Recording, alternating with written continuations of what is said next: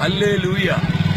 എന്റെ പ്രിയപ്പെട്ടവരെ, ഉത്തരാഞ്ചലിലെ ഹൈന്ദവർ അവരുടെ പുണ്യഭൂമിയായി അറിയപ്പെടുന്ന ഋഷികേശിൽ നിന്നാണ് നിങ്ങളോട് ഇത് സംസാരിക്കുന്നത്.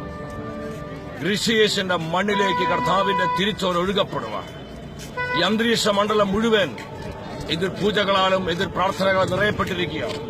കർത്താവിന്റെ അത്ഭുതനാമത്തിന്റെ ശക്തിയാൽ ഈ അന്തരീക്ഷ മണ്ഡലം ശുദ്ധീകരിക്കപ്പെടുവാൻ ഈ ദേശത്തിന്റെ ഇവാഞ്ചലൈസേഷനെ തടയുന്ന മഹാസർപ്പം കർത്താവിന്റെ വാളിനാൽ കുത്തിപ്പിളർക്കപ്പെടുവാൻ നമുക്കൊരുമിച്ച് പ്രാർത്ഥിക്കാം. ഋഷികേശിന്റെ മണ്ണ് കർത്താവിന്റെ അഗ്നിയാൽ ശുദ്ധീകരിക്കപ്പെടട്ടെ. കർത്താവിനായി ഈ ദേശം പിടിക്കപ്പെടുവാൻ വരും നാളുകളിൽ ഇവിടെ വിശ്വാസം വളർന്ന് ജനം കൂട്ടം കൂട്ടമായി മാനസാന്തരപ്പെട്ട് യേശു ക്രിസ്തുവിനെ ഏകരക്ഷകൻ കർത്താവായി സ്വീകരിക്കുവാൻ എന്റെ പ്രിയപ്പെട്ടവരെ മുട്ടുകുത്തി പ്രാർത്ഥിക്കാം. ഞങ്ങളുടെ വന്ന് ഈ കാഴ്ചകളൊക്കെ കണ്ടപ്പോൾ ഹൃദയത്തിന് ഒരുപാട് ഭാരവും നൊമ്പരവും ഉണ്ടായി. ആ വേദനയിൽ നിന്നാണ് നിങ്ങളുടെ ഈ മെസ്സേജ് പങ്കുവയ്ക്കുന്നത്. നമുക്ക് ഒരുമിച്ച് പ്രാർത്ഥിക്കാം. ഭാരതം യേശുവിന്റേതാണ്, ഋഷികേശ് യേശുവിന്റേതാണ്. തൊട്ടു പുറകിൽ നിങ്ങൾ കണ്ടുകൊണ്ടിരിക്കുന്നത് ഗംഗാ നദിയാണ്.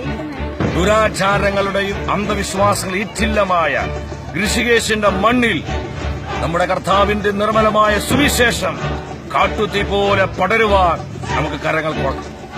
ധീരതയോടെ കർത്താവിനെ സാക്ഷ്യം വഹിച്ച് ഭാരതത്തെ യേശുവിനായി നേടുവാനുള്ള ഉറച്ച തീരുമാനം നമുക്കുണ്ടാകും.